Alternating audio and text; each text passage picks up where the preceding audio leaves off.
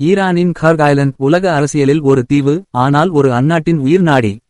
America ஏன் கர்க் தீவை குறிவைக்கிறது? மேலோட்டமாக பார்க்கும்போது கர்க் ஐலண்ட் என்பது பாரசீக வளைகுடாவில் இருக்கும் ஒரு சிறிய தீவாக தோன்றலாம். ஆனால் உண்மையில் அது அதைவிட மிகப்பெரிய அர்த்தம் கொண்டது. ஈரானின் பொருளாதாரத்தின் உயிர் நாடி. இத்தீவின் மீது அமெரிக்காவின் கவனம் என்பது ஒரு நிலப்பரப்பு ஆசையல்ல. அது உலக அரசியல், அழுத்தம் மற்றும் கட்டுப்பாடு ஆகியவற்றின் ஒரு உயர்நிலை விளையாட்டு. முழுமையாக தாக்காமல் இலக்காக மாற்றும் யுத்தம். டொனால்ட் ட்ரம்ப் கூறியபடி அமெரிக்க படைகள் இத்தீவிலுள்ள இராணுவ இலக்குகளை தாக்கியுள்ளன. ஆனால் முக்கியமான எண்ணெய் கட்டமைப்புகளை திட்டமிட்டே தாக்காமல் விட்டுள்ளன. இது ஒரு சாதாரணமான முடிவல்ல. இது ஒரு திட்டமிட்ட யுத்தக் கொள்கை. இராணுவ இலக்குகளை அழித்து பாதுகாப்பு திறனை குறைத்தல். எண்ணெய் அமைப்புகளை காப்பாற்றி எதிர்கால அழுத்தத்திற்கான கருவியாக மாற்றுதல். இதன் அர்த்தம் ஈரானின் மிகப்பெரிய சொத்தை அழிக்காமல் அதை எப்போது வேண்டுமானாலும் தாக்கக்கூடிய நிலையில் வைத்திருப்பது. பொருளாதார உயிர்நாடி. ஈரானின் மொத்த எண்ணெய் ஏற்றுமதியின் சுமார் 90% கர்க் ஐலண்ட் வழியாக செல்கிறது. இதனால் இது ஈரானின் பொருளாதாரத்தின் மையமாகிறது. மேலும் இது இஸ்லாமிக் ரெவல்யூஷனரி கார்ட் கார்ப்ஸ் அதாவது IRGC எனப்படும் அமைப்பின் முக்கிய வருமான ஆதாரமாகவும் உள்ளது. இந்த தீவை கட்டுப்படுத்தினால் ஈரானின் வருமானம் நிற்கும், இராணுவ நிதி பாதிக்கும், வெளிநாட்டு தாக்கம் குறையும். இது ஒரு நேரடி போர் அல்ல, பொருளாதாரத்தை அழுத்தி கட்டுப்படுத்தும் நவீன யுத்தம். ஸ்ட்ரெய்ட் ஆஃப் ஹோர்முஸ் உலக முக்கியத்துவம் என்ன? கர்க் ஐலண்ட் அருகே உள்ள ஸ்ட்ரெய்ட் ஆஃப் ஹோர்முஸ் உலகின் மிக முக்கியமான எண்ணெய் போக்குவரத்து வழிகளில் ஒன்றாகும். இதன் முக்கியத்துவம் உலக எண்ணெய் விநியோகம், சர்வதேச சந்தை நிலைத்தன்மை, பல நாடுகளின் பொருளாதாரம்.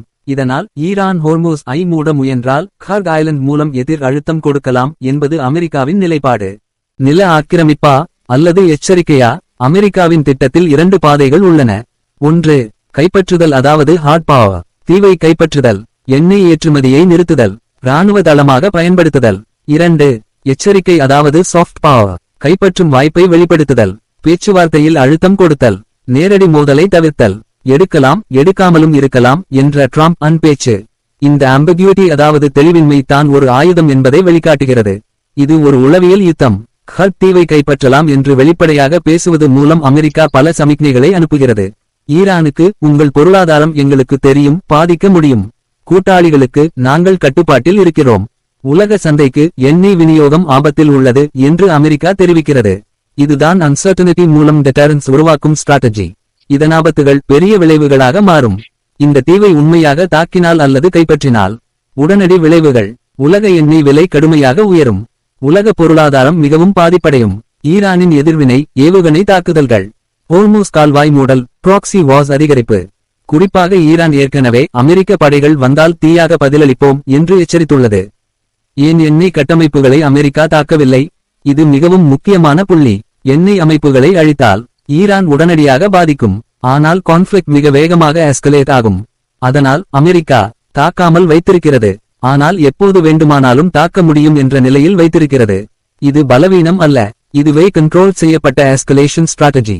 கர்க் ஐலண்ட் மீது அமெரிக்காவின் கவனம் என்பது ஒரு சாதாரண இராணுவ நடவடிக்கை அல்ல, ஒரு நீண்டகால ஜியோபொலிட்டிக்கல் ஸ்ட்ராட்டஜி.